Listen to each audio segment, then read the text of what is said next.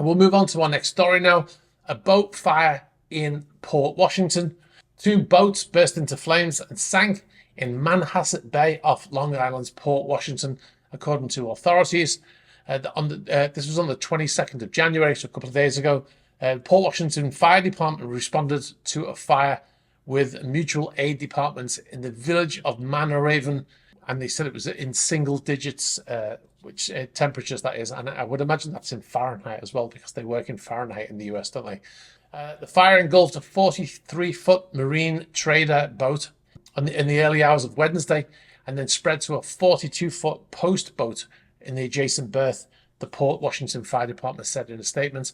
The boat the fire started on was actually not occupied, despite people believing there was somebody on board.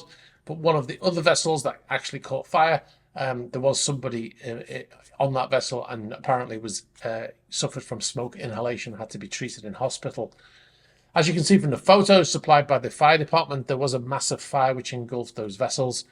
There are questions as to why the firefighters were taking photos and not fighting the fire. Obviously, I'm kidding there. But fire teams had the fire under control in a couple of hours. The fire started around 12:30 a.m. and the fire teams were stood down at 3 a.m.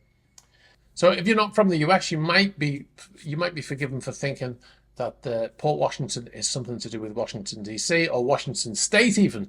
So you've got Washington District of Columbia, where the president lives, and you've got Washington State, which is on the West Coast. And then you've got Port Washington, which is actually part of New York State, so it's on the East Coast. Nothing to do with the port, nothing to do with Washington, D.C. at all, which is quite interesting. Thanks very much for watching this video. You've been watching a Super Yacht News clip.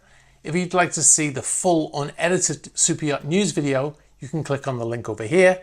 You can also find our channel links below here.